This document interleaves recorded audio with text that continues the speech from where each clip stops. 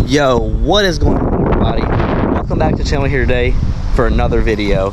Today is the video that I'm on the call waiting on. It'll be our in-depth walk-around slash review of our 2024 Yellow Splash Mustang. Alright, y'all, we're here at the spot, little lake spot next to the house. We're just gonna go ahead and walk around it. There's not too much really to talk about on the outside, but the inside is where mostly everything is. The inside, the driving experience. We'll go ahead and start with the key. Same old, like, typical Ford key that they've had since the Gen 3s. Then you get the Mustang logo on the back. It's a manual, so you get the unlock, lock, trunk, and alarm. You don't get the remote rev on this because it is a manual instead of a 10-speed. So that's pretty much it on the key aspect of things. As we move up to the front, you got the hood scoop, straight off of a Camaro, but it's okay, it's very functional. Down to the bumper, got the amazing new headlight design. With the Night Pony package that this car has, it gives you the U brackets in black instead of white, and then it smokes out the lens. Then you have the awesome DRL slash turn signal up front, which looks incredible. Down here, this vent is not functional because behind it is the ECU of the car, so that wouldn't be that convenient to have that open, taking in a bunch of water. Tow hook, you actually get a tow hook from the factory for these cars if you get the performance package. With the Night Pony package, you get the blacked out headlight housings, the wheels in black, the badges in black, the mirrors and the roof painted black, and the spoiler painted black, along with that rear badge in black with the performance package logo. So, but then this lower grille right here is functional. You have your performance package lip. I wish it went like this size all the way around instead of right in the middle. That's kind of weird, but hey, it doesn't look terrible, just needs a little bit of an extension. We move to the side on the amazing new performance package wheel style. It looks like Sager's M4 wheels, which I absolutely love that design. And then we went with the red calipers as an option, which really makes the black pop. And then in the back, you get two 75 4019s with your electronic e-brake slash drift brake. The color is Yellow Splash Metallic, obviously, if you aren't aware. And as you can see right here, if it shows up really well, it looks incredibly flaky. It looks actually insane. The one thing, I'm gonna make a video in the future comparing my S550 to this car and the slight differences, because there's a lot of differences exterior wise with just like the way bumpers are shaped, and down there with the quarter panels. The front on this car I always loved. The back is what took some time to get used to. The tinier taillights took a while to get used to. The painted deck took a little while, but with the black accent package, I think the all-yellow deck looks incredible. The one thing I don't like on here is how big the plastic diffuser is, and it's plastic. So this material is like, it's cool. They went with a very carbonous material, but I feel like they could have done a lot better with something else. You do get an LED reverse light from the factory. That's a first for the Mustangs. You never used to get that. We did get the active exhaust. Right now it's idling in track mode. I'll throw in some sound clips here of it revving in quiet, normal, sport, and track. If you want to hear the difference you really only hear the difference of it at a higher RPM between normal, sport, and track. Idling, they sound kind of similar, but it's really when you drive it and rev it.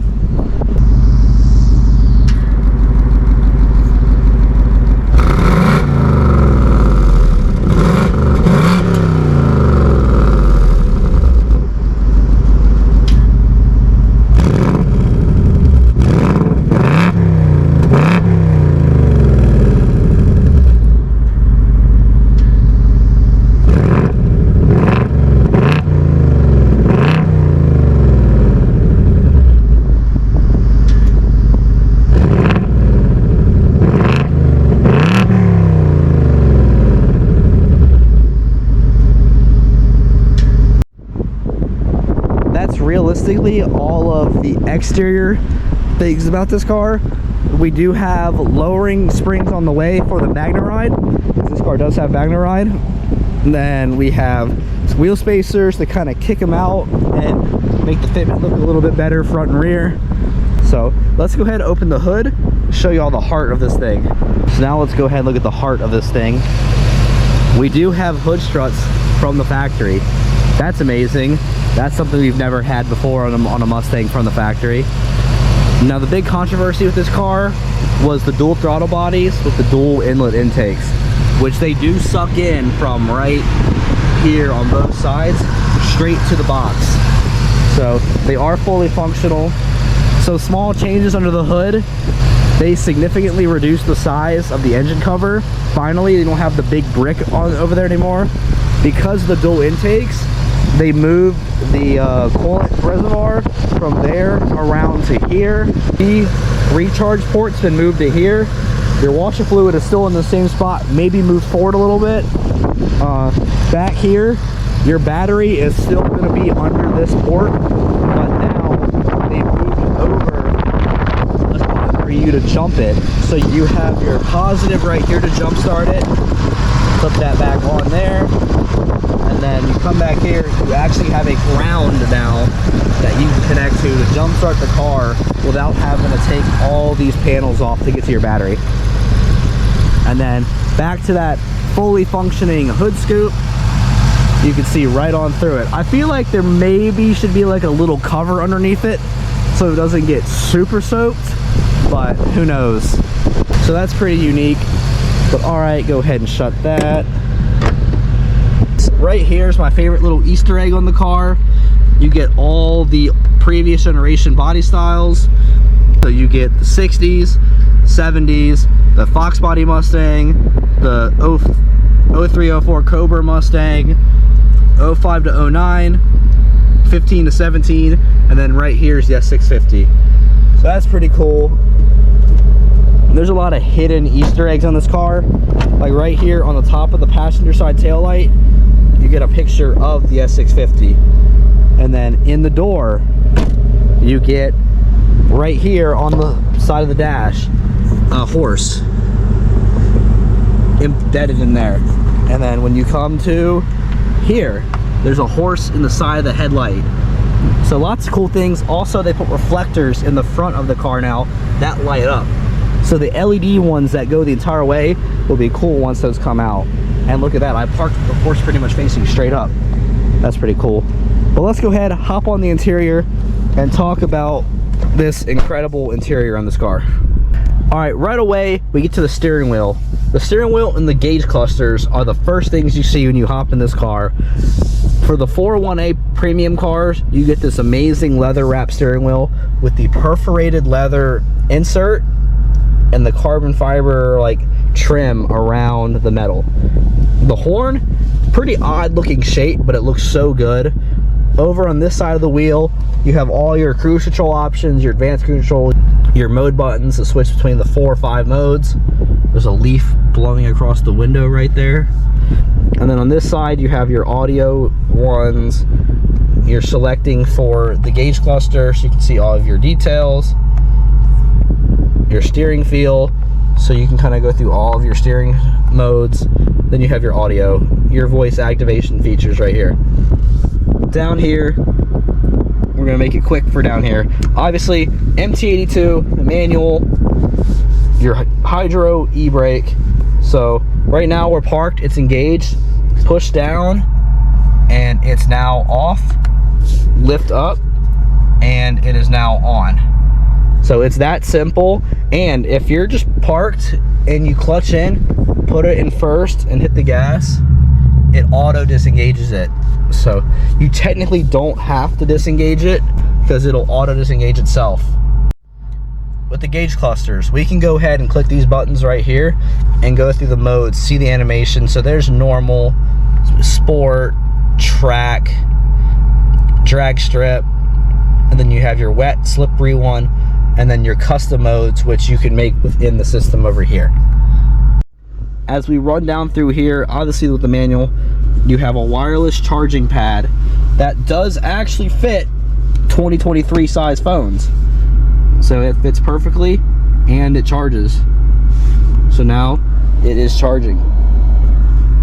And then you have your start button right there. I love the red finish that is on it this year. That looks pretty sick. And then you have your traction control, your hazard light button, your defrost, your volume knob. That's about all the buttons you get down here. You have your favorite button, which when we come up here, go to features, you got your driver's assistance feature, so all of your safety stuff that you can do. You can choose between adaptive cruise control or normal cruise control. Down the button right here, the favorite button, is what you can add on to there. So right now it's set to rev match. So if I click that, it turns auto rev match off and then back on if I click it again. You can set that to auto hold, exhaust mode, launch control, or the calm screen. So I'm not sure what that does. Oh, it just makes it nice and chill. But we're gonna keep it rev match. Launch control is engaged anytime you see the little rocket ship on the dashboard. So like right now we're parked, launch control is active. If I go ahead, put it in first, and then just rev it, it'll hold it. Obviously, car is brand new, so I'm not doing any of that stuff with this car. I will let my dad film doing that stuff, or wait for my dad to be with me to do something like that, because it's his car. I don't want to mess that up. But we're not doing any hard pulls or anything today because we only have 250 miles. So we got to get to the 500 to 1,000 mile braking period. So cool little things that we're learning about this car. Go ahead and leave this screen. I'm pretty much a pro at this infotainment system now. It's taking me a while to get used to it. Down across the bottom is pretty much all of your AC controls. So this first one is the heated seats, cooled seats, off. And then you have your temperature between all of those. Your heated steering wheel button right here, which by the way, works insanely well. We turned it on the way to this car meet today. By the time I left the neighborhood, my steering wheel was burning hot. And then here's your fan, so you can choose between how fast you want it to go. We're gonna leave that on 2. And then right here, you click this middle button, and it brings up all of your climate control. So you can select recirculation, your on, off, where you want the air to come from. So you can do that, and a little picture will pop up showing you exactly where the air is coming from. And then you have your defrost for the windshield, max defrost for the your app screen. You have CarPlay, Android Auto in this thing. I'm on CarPlay. You can see right here that I'm connected to just CarPlay. If I click that button, it will disconnect from CarPlay and take it straight back to just normal Bluetooth. And then mom and dad are on Android, so they get Android Auto. And then vice versa, you can just switch back to regular Bluetooth or Android Auto CarPlay, whatever you want to use. And then you can delete phones through that screen. You have your navigation settings, which we haven't really used because we have CarPlay and Android Auto. Go to this section first, click on that pony. Brings up the track app screen. This is the screen everybody likes. They can just mess around and twiddle their fingers with this all day long. But here's your exhaust mode buttons right here. So quiet, don't hear a thing. Normal, sport, track. Once again, you've already heard the sound clips in this video of the car revving. In your track apps, you have your acceleration timer, brake performance, lap timer. So you can go ahead and actually change your launch settings to where you want your launch control to be at. So right here, we can change it from what it was at 25 to 3, put it in first, rev, and now it's gonna stop it there. So really good for the track if you actually want to use it. There's where you can enable and disable launch control, which is also right here along with the drift brake. So for this, you'd say with track focus, it's engaged. Now as soon as you pull that, drift brake's engaged. Obviously, since we're not moving, it activated the parking brake because I held it. You can push it down, everything turns off. There's a light down there that says, hey, you're in drift mode. And then you just click that again and it disables it. Then there's your line lock. So this, you just hold OK to initialize. Basically like an S550, firmly hold, press OK, and now line lock is engaged and you can roll through it. then click that again, hit OK, disengages it. Auto rev match, that's what our favorite button is too, so that you can click on and off. Launch control, then shift indicator. If you've seen my videos to the S550, you do know that this is different though actually on here than it is on the base one that we drove. This one's gonna have the things right here, so when I rev it, that's one of the lights for that. If you go to tachometer, it'll just stay up in there. And then there's drag, which will end up just being the whole screen flashes. So lots of cool modes and things that you can do with this thing. And then that's pretty much it. Well, for track apps, then you have your other gauges that you can see a lot. Click this button and it brings it into full screen. You can see everything from oil pressure, voltage, PSI, inlet air, so many things. You can configure what you see by going into that button, and then you can just change through a bunch of different things. And then you just hit OK and back. Your custom mode, okay, here's our custom modes. You can have 6 custom profiles set out to drive however you want to drive. And then as we go into my color, you have your ambient lighting, which is currently red, so I'm gonna go ahead and help that out, make that blue.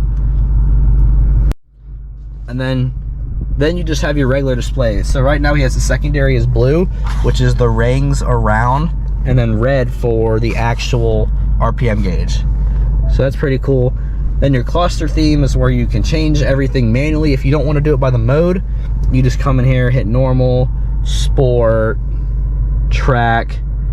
Then they have this calm one, which I feel like, I don't know who would use this. It's literally just a speedometer. It's just literally just a little tachometer on there with a blank screen. I don't know. Then you come down here, Fox body. Everybody loves the Fox body one. That looks pretty sick, if I must say. I'm really digging it. Then in the lighting settings, you have your welcome lighting. Let me get out the car, show y'all what that looks like, because that looks pretty sick, for real. So now, this is your welcome lighting. You give a nice little pattern, some flashes, some arrows, and it just looks absolutely insane. Now let's lock it, go to the back, and show y'all what it looks like back here. You get a nice little heart pulse. It gets brighter, goes around, out, back out, and then it stays lit. Looks so cool. I absolutely love it. We have turn signals in the mirror. I've been seeing a lot of people getting their cars, their premium cars, with no turn signals in the mirror. I think, but a lot of those cars have had Recaros, which I think Recaros eliminate that for some reason. You have the lights in the grille on, flashing away. Let's go ahead and turn off the hazards, turn on the left turn signal. Now we have a sequential turn signal up front. Lots of cool quirks and features on these cars. All right, y'all, now that I've kind of walked all through the ins and outs of this car, let's go ahead, throw the GoPro on my head and go out for a little drive. The CarPlay in this thing is actually insane though too, with how it takes up the entire screen. You can push a button up here to kind of shrink it, and then you get a split screen right here where you can see the factory nav, your phone, or your trip. That's kind of cool because you can kind of see everything that's going on with the car, your miles still empty and all that. And then you have your average MPG of a staggering, mouth-watering 12.1. You want to full screen it again? Just click that button and boom, you're back. Parking brake off. And let's roll out. Overall, the interior is really good. This is actually my first time not driving with CarPlay. Since my phone is connected to the GoPro, it will be running on the normal screen. So I get to see what the normal map looks like. And right off the gate, these cars come with a twin disc from the factory. So the clutch feels absolutely amazing. The clutch feels amazing from the factory. It's super soft. Shifter feels amazing. This MT82 has been built internals from the previous gen. So it's got a little bit of a stronger shift fork in it. It's got a little bit of a better shift between gears. The auto rev match is incredible. It's so nice to be able to experience that in a car finally. This thing also has the MagneRide suspension on it, so it actually turns and it feels super smooth. Right now we're in normal mode, so steering is very loose and soft, but I can go right here and switch it over to sport, and that really tightens it up a little bit and makes it way more of a better experience, I would say. It feels a lot tighter and more responsive. We can hit a fourth to third to second, and you get those little pops and crackles in the exhaust.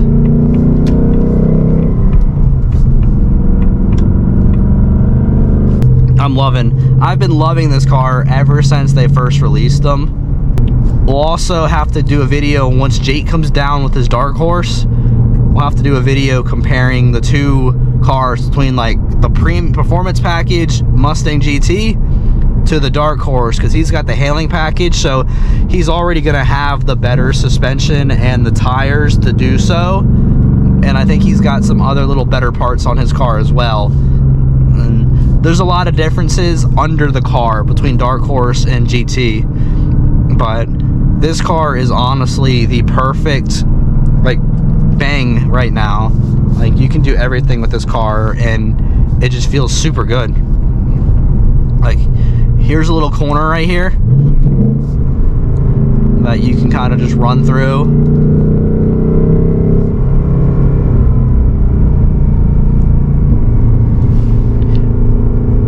But the car is on Pirelli P0s, so not the best tire for handling.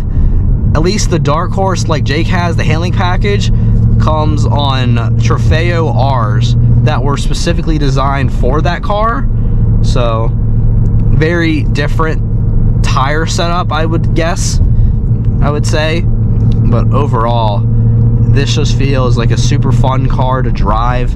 I've seen some of the videos of them racing them. I've seen videos of the autos racing. I haven't really seen many videos of the manuals racing, but I've seen the 10 speeds really getting up there. And I have driven a new 10 speed off of camera at the dealership, and I will say that the new 10 speed kind of is good. It's pretty fast, but I'm a manual guy at heart, so I have to have my manual. So this feels insane. And back to that twin disc, listen to this. You might have heard it thud there as it goes into gear because of the twin disc. Also, the flat bottom steering wheel is super nice.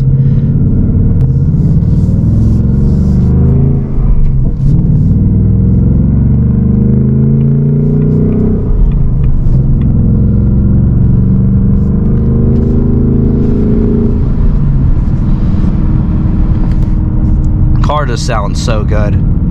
And as you can see from my POV, the screens aren't in your way at all. You don't have any interference with the screens. I can see perfectly fine. I'm looking right here, and it's kind of hard to see because you're kind of above my eye level a little bit, but right here where the two screens kind of connect, the steering wheel blocks that, so you really don't see that blank space of darkness, compared to where if you're on the base model car and you have the two split screens, there's that gap there, which as well the steering wheel just covers it up, so you're not really seeing it or paying attention to it. But I can't get over how well this stock shifter feels. It just feels super good to just shift. It's long though. I'm used to my MGW and my S550 now, to where it's just duh, duh, duh. And this is a lot longer of a throw, but it feels just super smooth and simple. The handling of the car feels a lot better than the S550, but I'm so used to my car, which is an 81,000 mile car now, Gen 2, and it's the first year of its 15. So we got the first year S550 and we got the first year 650 now with the 24. So, but overall, even though the underside and a lot of the components are the exact same from my car to this car still feels like really nice to drive, and it feels like a big improvement from mine. And looks wise, absolutely love the front, absolutely love the interior. The back of it was the only part that was a little hard to get used to, but once you get used to how the rear end is and you keep looking at it, especially in my opinion, the base model Mustangs without the performance package don't look as good without that rear spoiler. That rear spoiler is absolutely crucial. The spoiler with these wheels make the whole car look insane. So I guess I'm gonna be a good son and put gas in the car for him letting me drive it. It's only at 3/4 of a tank, but since I've been driving it pretty much all day, it would be the right thing to do to put some fuel in it. Guys, so we did some city driving. So now let's go on the highway and just see how it cruises. It feels very good, it handles well, handles really well.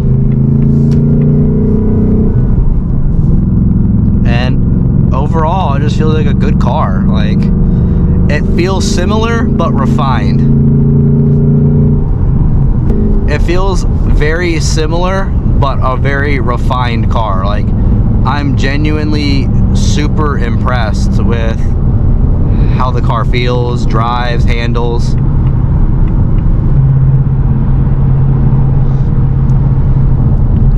Now we're in adaptive cruise mode. This button right here adjusts the distance to the car in front that I want it to be. So if I drop that in now, it's gonna pick up speed. Right now we're in cruise control at 73. My feet are nowhere near the pedal. If I go ahead and get behind this person, the car is going to register that you are too close to this car, and now it's going to let off, start backing me up, letting them get further ahead, and then the car will start rolling back into the throttle. Little tweaks and details go a long way when you compare the S550 to this. As I said before, we will be making a video comparing my car to this car and like the exterior differences, the interior differences. There's a lot. Suspension wise, like I said, underside different, engine completely new for this car. Maybe uses the internals and all the parts off of the old one, but the way it's put together and done up is completely new. I'm gonna hop on this exit, get back on the highway, take it back to the house, and then we will wrap the video up there. All right, guys, we're back at the house. Hope y'all enjoyed this review. Let me know what y'all think in the comments. Drop a like on the video, subscribe to the channel for more S650 content and more content in general. Plenty more once this thing comes out of being broken like it wants to be every 6 months, every 3 months, every 4 months, however long it wants to be. But hopefully that'll be back soon. We have some plans for this. Make sure you stick around for that. Got the lowering springs, got the exhaust, some other little small details. So you're not gonna wanna miss that. But until then, drop a like, comment, subscribe to the channel. We'll see y'all later. Peace out, have a good one.